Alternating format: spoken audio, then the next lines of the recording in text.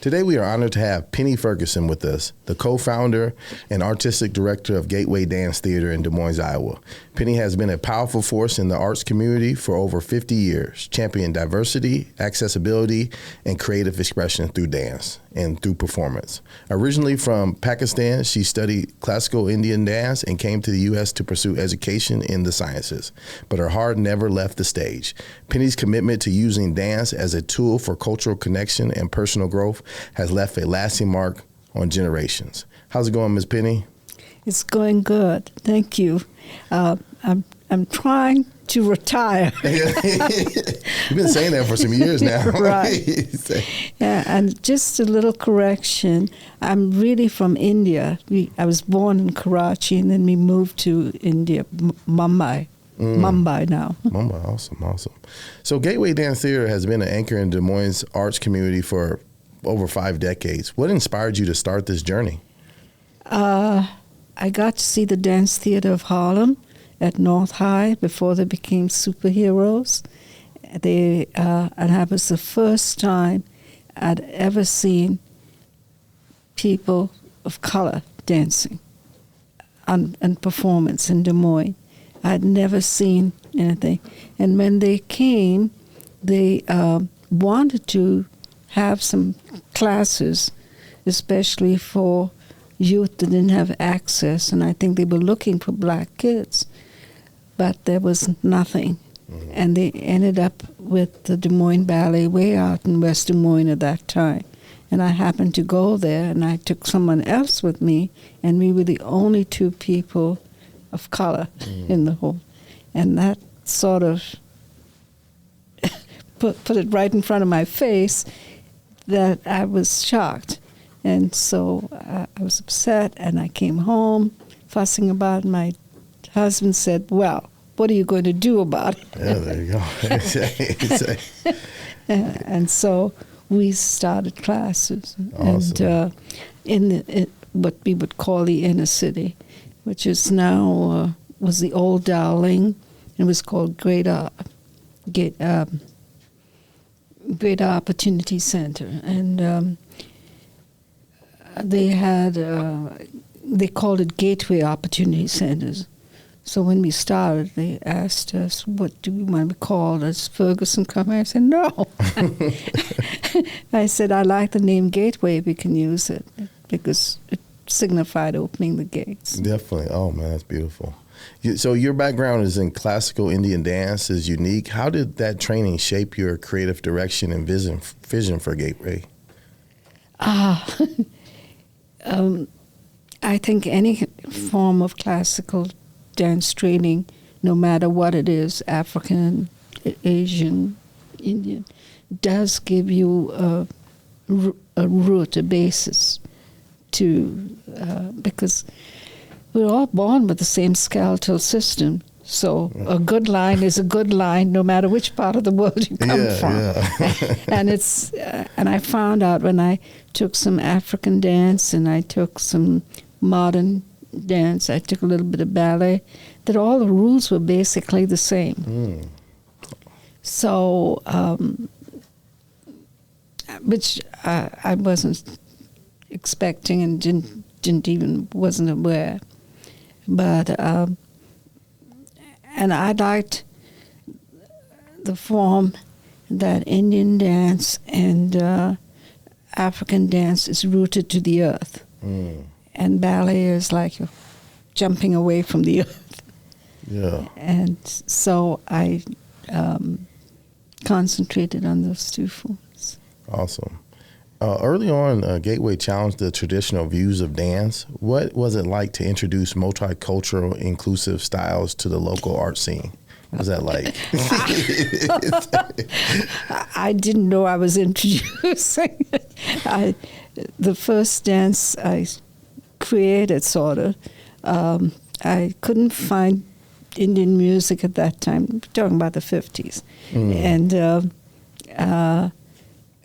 And I just asked a couple people that I knew, and I said, and I knew they were interested in dance. So I said, let's try and work something out.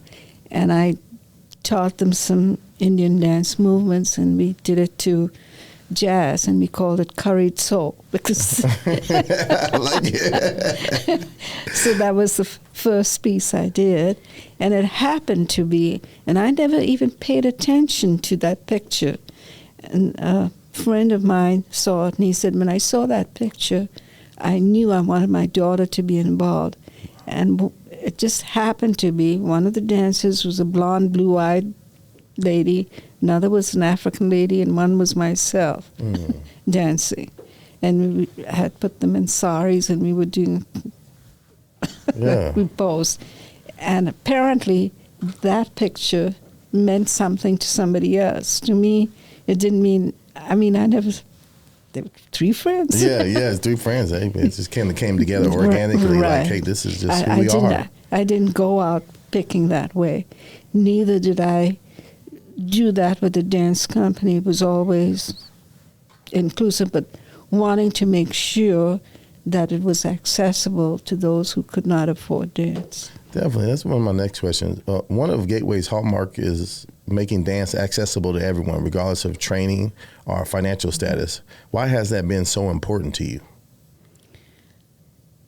Because the arts are expensive, and I think there's a lot of talent that isn't used. You don't have the opportunity, and I was fortunate to have that opportunity. And so we lived in an area that I could see kids that didn't have it. Yeah. And so that's why I told my husband, why would black kids be interested, or any kids at the time, interested in Indian classical dance? That's all I knew. And he said, well, just do it. And I was shocked. Everybody started doing it. Doing it, and they were happy to do it. And then from there, there was another gal who was with me for a very short time, but she left an impression on me. She had modern dance choreography. Her name is Norma Wright.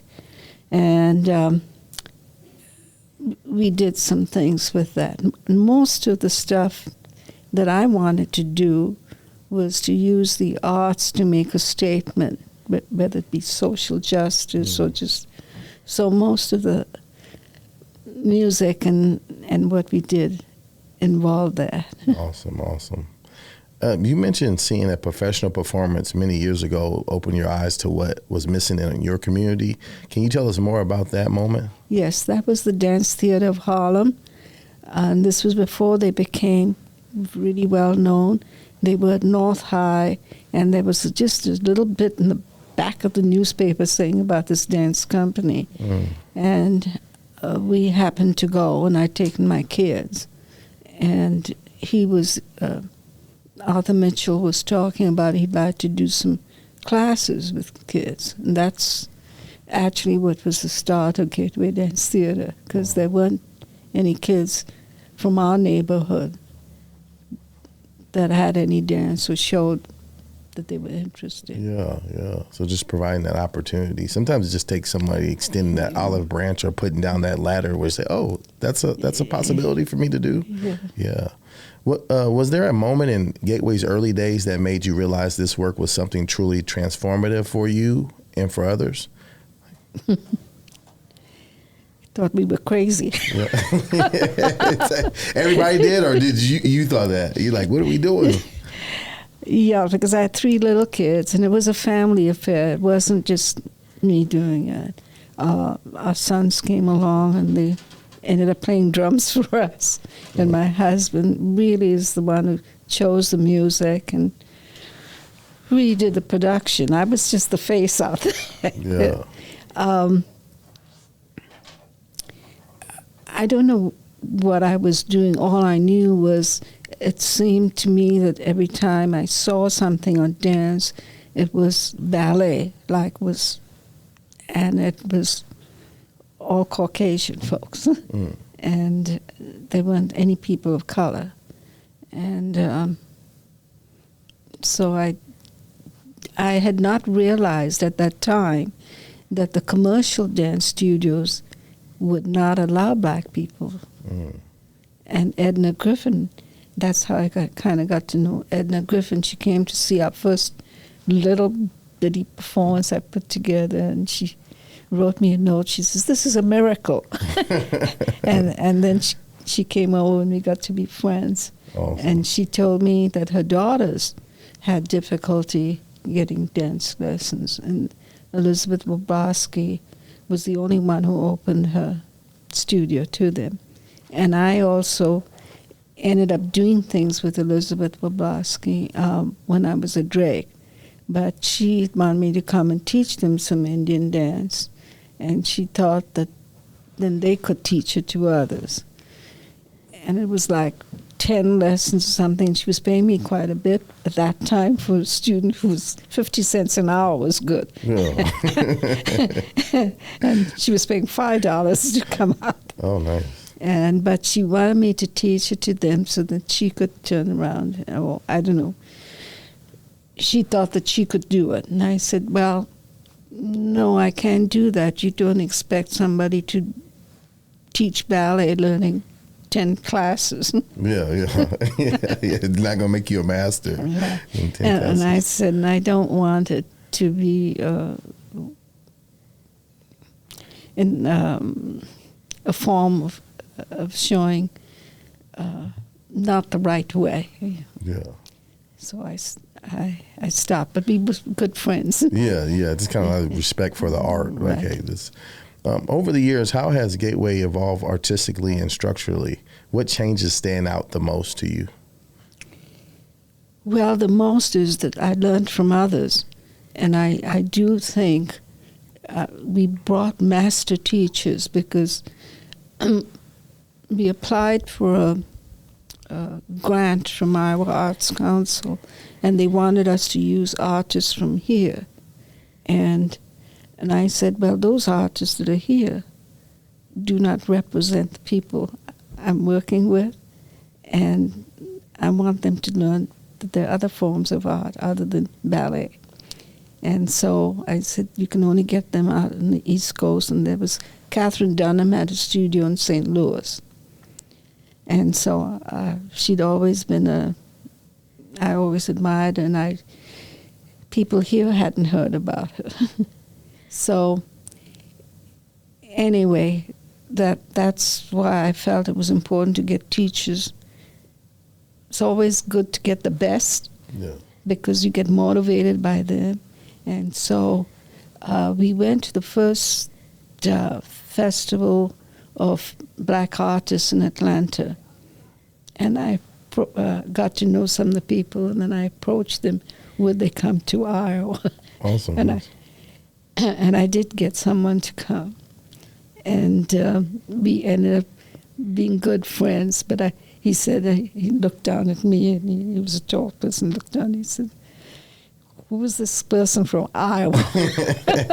You want me to go where? Yeah. Wow, you really went out fishing. You know, you kind of, as you're telling that story, it made me think about a quote that said, go where there is no path and leave a trail. Like you went where there wasn't a path, and you say, I'm going to leave a trail how to do this. So that's amazing. Many dancers have shared how Gateway has given them the confidence to pursue their other passions. What's your approach to building that kind of supportive, empowering space? I don't know whether I haven't thought about it being as an approach. I just try to tell them, convey to them that you do the best that you can, not where you can get by, and that it also gives you a grounding of opening of self-expression, and I think that kind of gives you a confidence. At least it seemed to have done it for me.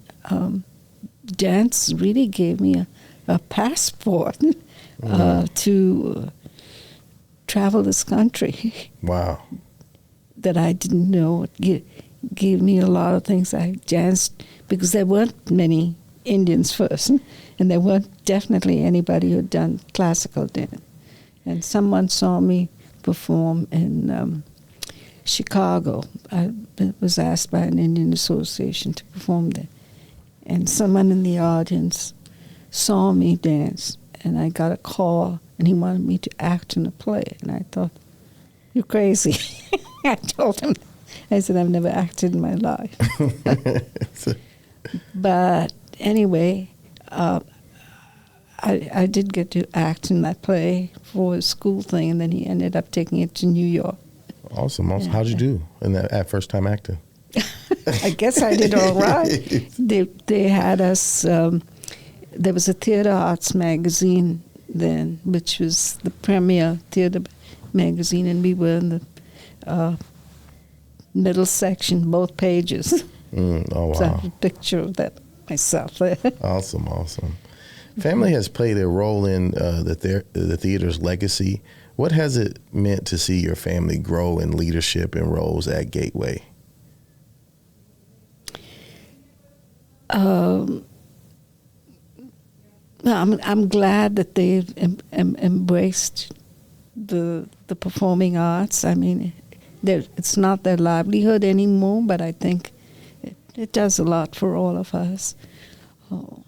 I don't know whether my husband and I were really trying to do that, other than we enjoyed it, and we wanted things to be done as a family. Yes. And so people used to ask me, how do you get your sons to support you? And I said, well, they don't get a meal. It might be McDonald's. Yeah.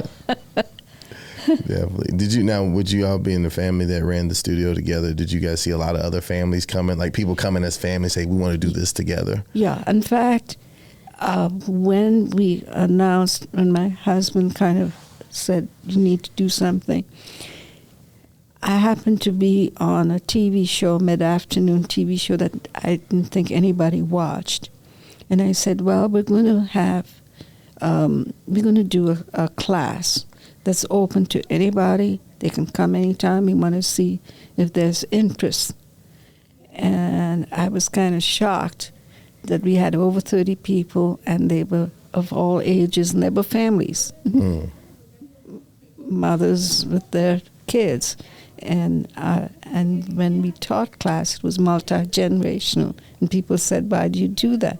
I said, I don't have a choice because I only got that much time. Yeah. And I said, the kids learn watching the adults. And I found out that the adults don't want to, the kids pick up the steps fast, and the adults don't want to be outdone. So they're good competition for each other. Yeah, they kind of lead each other on, right. like, oh, I got to. Yeah, that's awesome. A good family building tool, too, as well. So. Yeah, and the kids were there, and I didn't want them sitting down there. So I said, you come on up. Come on up, yeah. Because you can have an eye on them. They're not running all over. Yeah. Use some of that energy right here, dancing. How do you view your role as a mentor, and what's your philosophy when it comes to guiding the next generation of artists and leaders? I don't know whether I'm a good person to guide anybody. I don't do it. That's a tough question. I think everybody has to follow their own path, but I don't think you should try to do something just to get by. And I suppose I learned that from a guru, which is a teacher in India. I remember performing in college over there, and I said, they don't know anything about the dance, and I'll just do this, And he said, no. When you're on a stage, you do the best you can. You don't do it just because they don't know. Yes. And he was right. I mean, that really stuck with me. I was a kid, and that really stuck with me. And I use that with my dancers, because I'd say they'd wonder how many would be in the audience. I said, if there's one person, you got to dance with them, and you got to dance harder than anybody else. Yeah. Than you did before, because that person took time to come and watch you. They took time to come, and then you got to do it for everybody that you're on stage with too, right? Because they perform and they practice hard. Yeah, I like that philosophy. There are dancers who've been with Gateway for decades.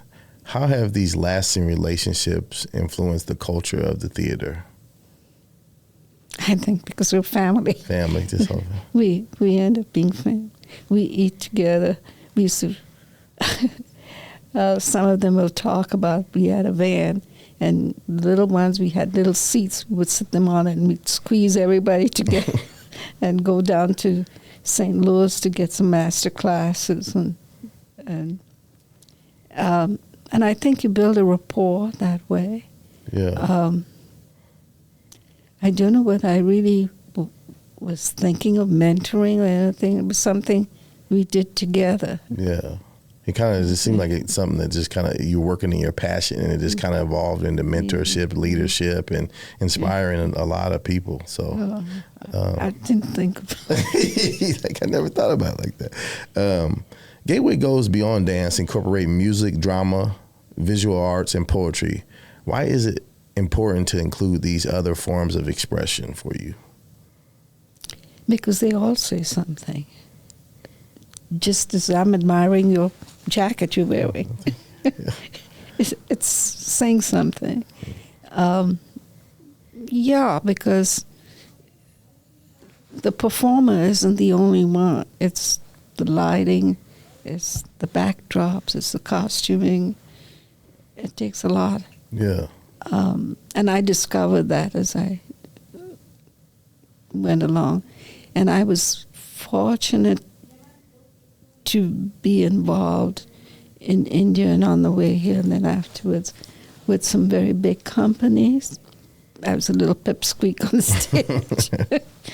But you didn't know you were absorbing all this stuff while you were there. Yeah. That's beautiful. Yeah, because like when I go to a show, I'm like, oh man, that's amazing. But there's just so many moving parts. And like, oh man, that's, like I'll go to the show and I was like, wow. How did they do all that? It's just, you're immersed in the experience, right. So you often emphasize that emotion and storytelling are just as important as technique. How do you instill that into your dancers? Well, I think everything, form of expression, is an emotion, and we, no matter which part of the world we come from, we all have the same emotions: joy, happiness, sorrow.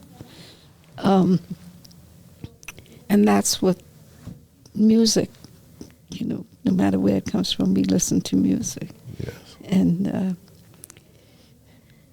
I don't know what I was trying to teach, but I do feel that you may have, and I've heard this from other master teachers we brought in, that you can teach all the technique in the world and everybody will do it just beautifully. I mean, point their toes or everything.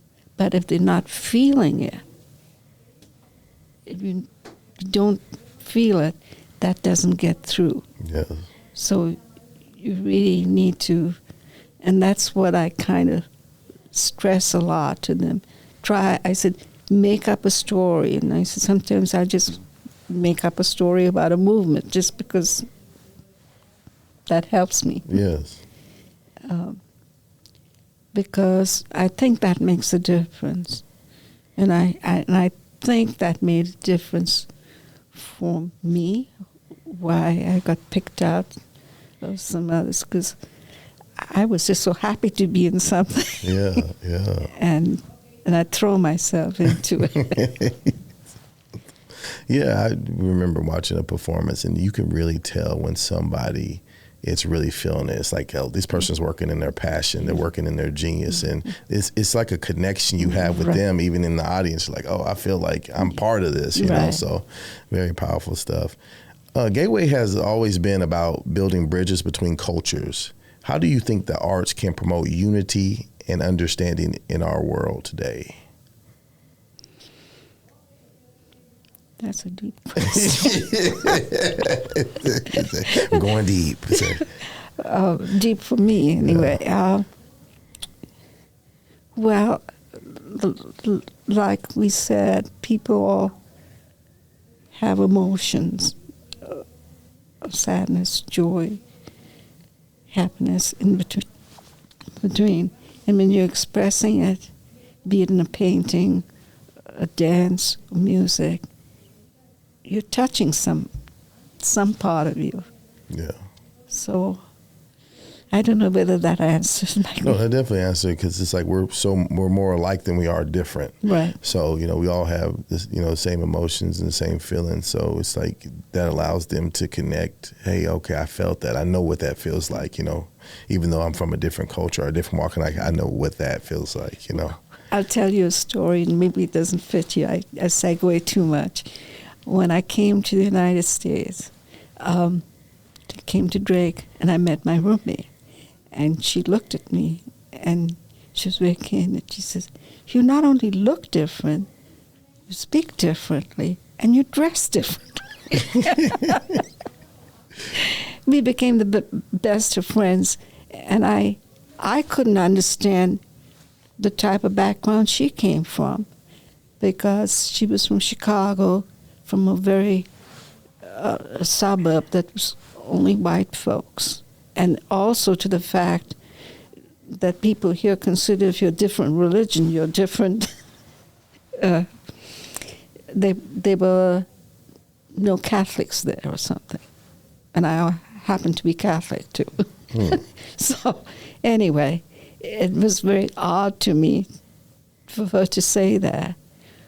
But I couldn't imagine living in a place where everybody came from the same cultural background, religiously, and because I came from such a melting pot, even though it was India, we had all kinds of religions. All my friends were from different parts of India, kind of, and it seems strange to me that someone they lost out. Yeah. You gotta have that flavor. Outside of flavor, yeah. Running a nonprofit for over 50 years is no small feat. What have been some of the biggest challenges you faced, and how did you overcome them?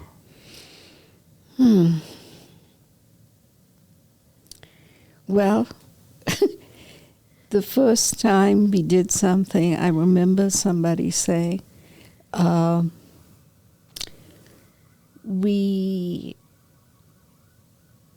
liked when you danced in this little church or somewhere. It was in the middle of nowhere, kind of. And then we danced someplace else, and they kind of insinuated that we belonged in that little church in nowhere, that we didn't need to be seen by the wider audience. And I took that to heart, and that made, in fact, that's the thing that probably we got it now. caused you to say, okay, you said that. Now we're going all the way. Yeah.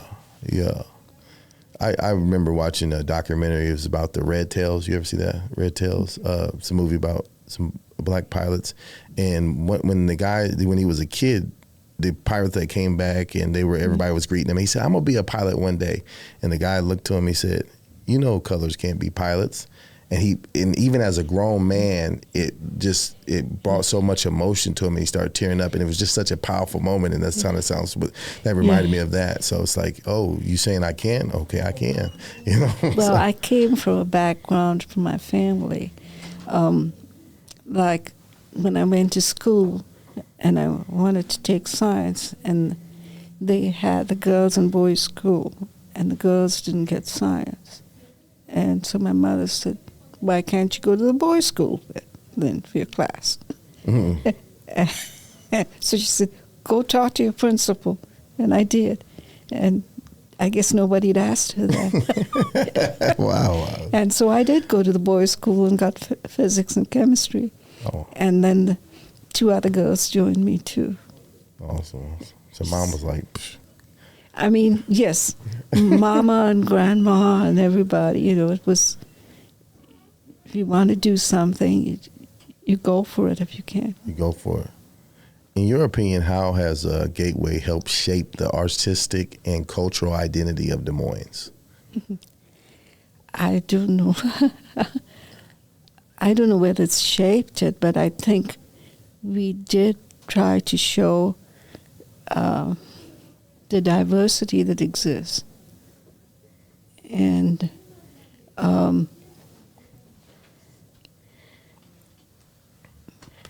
I don't know, it just happened organically. For instance, you had a black dancer, but you expected them to learn Indian movements and stuff. But you also expected them to do other things. And likewise, if you had somebody from Vietnam or Asia or something, we try to incorporate everything for everybody. Yeah. And India, of course, that's what I knew. We just mixed it. And one of the things in theater that I was able to kind of try to do was we tend to stereotype actors, we need a black person for this, so we got to find a black actor. Mm-hmm. So I said, forget you guys. So we did Shakuntala, which is an Indian play, Indian legend. The heroine happened to be Indian, but her brother was Chinese. Her father was African American. Yes. Her romantic partner happened to be Brazilian. So we just mixed it all up. And everybody happened to have different type of accents. And somebody I knew real well, she said, well, do you think the audience is going to accept something with different accent? And we did a little 15-minute review and at Drake. And people came, they said, when can we see the whole production? I said, well, we don't have any money, but we'll see what we can do. We want to see whether you'd be accepting of that. And they said they'd never seen anything with such an array of actors. Wow, that's beautiful. Yeah, that just changed it. I mean, just seeing it, and then like maybe after the show, you have an exchange with some of the members. I mean, it really adds flavor to a lot of stuff. It's like, hey, okay. And then for the dancers, learning different type of dances, they probably have to really, immerse themselves in the culture and get a better understanding of it too, so they learn and have a greater appreciation for Everybody learns. Yeah. It's a give and take all. Yeah, that's beautiful. It's like making a curry with different spices. There you go. I don't know how to do that, but I enjoy it. But you've hosted many talented artists and residencies through Gateway. Are there any that stand out as particularly impactful to the community or your personal journey? Yes, Rod Rogers. He's from New York. And he did some very interesting different choreography using percussion. He used sticks and bells, and he made a dance with it. He was a very powerful person. And so he's the one. And he thought I was crazy, which I was. But we became real tight, good friends, because he was willing to try out different things. I was too, because he had taken masks and used that in dance. He liked to mix everything together. And Charles Moore, they're all now legends in dance, but I didn't know them at the time that they would become. I just seen them. And Charles was with the Alvin Ailey American Dance Company, him and his wife. But he introduced African dance, and he went and studied. And I admired him a lot. Awesome. And Des Moines, I don't know how I got to meet him, but we brought him over. Got him here, huh? Yeah. So it sounds like you were, you going to get people, and then you were also taking them to go see master classes and stuff. Yeah. Wow, that's amazing. Yeah, because we took young kids from here, well, families, to go see the Albanelli perform at in Chicago, and they were, I think, in Minneapolis and Kansas City, and we drove down there. Awesome. And yeah, because I think you have to be exposed. You can talk about stuff. Yeah, talk about that. Being exposure, getting exposed to certain things. Like, talk about the importance of that. Well, just my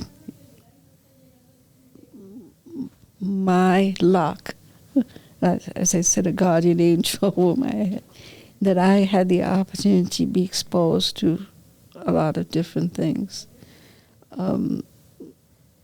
In India, this is going back, way back. This was when India was still colonized and was the war years, and we had in Karachi, there was a kind of a refugee station there, and they had students from all over Europe, and I remember going to school with kids from Greek and Poland and Czechoslovakia, all that. And that, I think, was so wonderful. And I still remember this one girl who happened to be from Greece.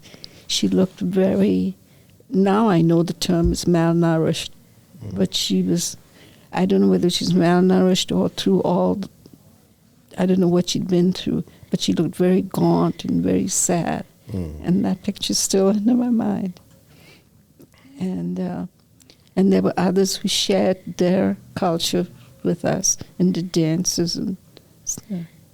So, I mean, I had never seen anything like that. Yeah. It's like the exposure is almost like an explosion, too, because it's like, oh, this is possible. Oh, you know, yeah, it's amazing. What advice would you give to someone hoping to create an inclusive and lasting community in the arts organizations today?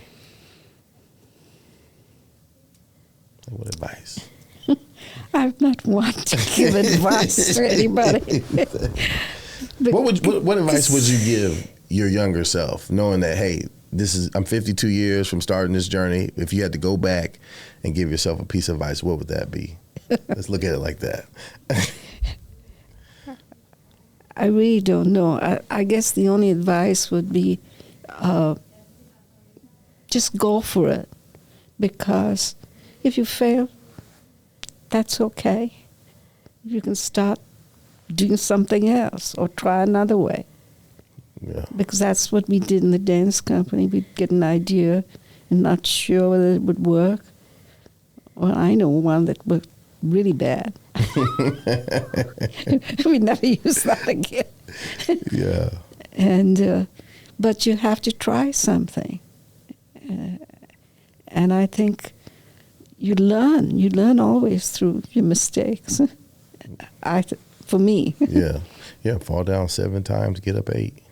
You know. But you know, you won't do that again. You won't do that again. You learn. You know? Yeah, you might do another mistake. Get the wisdom of experience, a bump in your head. No. As you reflect on everything Gateway has become, what brings you the most pride when you look back over the years?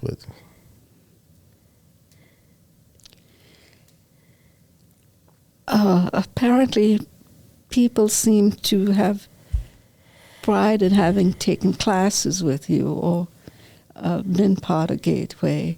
And now, just coming from the Arts Center, somebody wants to be using our dance company as an inspiration to do a program. That's real legacy. I guess it's that, but I didn't know. Honestly, I didn't know what I was doing. It wasn't. I wish my husband was here. He's the one. He was the brains behind everything. He had a vision. He knew how to pick music, and we knew that we just. It could be entertaining, but you could also have a message in it if you wanted to see it. Now, did he play music too? No. No, he just had the ear. He had the producer's ear for it. He had the ear. Man, that's awesome. And I think that's what brought us together. Yeah. When we met, we started talking about music, jazz. And the rest was magic. 3 babies later. In the Gateway Dance Studio, the 4th one. That's awesome. Yeah, he's the one who wouldn't let me give up on dance. He pushed me because I was just doing it. I'm a pharmacist. Yeah. That was my career. You kind of say, you got to do this, babe. You got to do it. You know? And he'd drive me there and back. Yeah. Sounded like you understood your passion. It's like, hey, because you're working your passion. It probably didn't feel like work a lot of times. Probably some days it probably did feel like work, didn't it? Yeah. But it's like, but when that whole presentation is put together at the end, that probably feels pretty rewarding. Once you built that dance routine and then you see it up on stage. Yeah, like, and he did the production part of it. oh, wow. Awesome. So can you tell us real fast how the people, if they wanted to look you up, how they can find you? You guys got a website, social media, anything? Well, I did have a website and I did have a social media, but I'm in the process of revamping it. Okay. And what were those, though, just so we have them? So. www.gatewaydance.org. Okay. And then on Instagram and stuff, was it just Gateway Dance? Gateway Dance. Gateway Dance, okay. And maybe you might have theater, Gateway Dance Theater, because there's a lot of Gateway stuff there. Gateway Dance Theater. Make sure we get the right one. So. and this is something that my husband and I went round and round. I spelled theater Theatre, and he said it's Theater. And I said, no, that's just your American way. Well, it looks like you got the last say on that one, huh? That's awesome. Is there anything coming up that people can look for you at or anything like that? Do you have any events or anything coming up here? I'm retired. That's what you say, but then you become, we got something coming. No. They're doing something at the Arts Center, and I have the date. I think it's in August. Okay. August 24th. That Swan Project is doing something inspired by the Gateway Dance Theater. And we are giving them a video from past presentations. Awesome. But I am building a website and I'm building a YouTube channel, which we have. Okay. But I want to put all the videos there that are available to them. They are in the archives with the University of Iowa Women's Library. Yeah. So you can access whatever they've got. They've put it together. Yeah, I've seen that. That's awesome.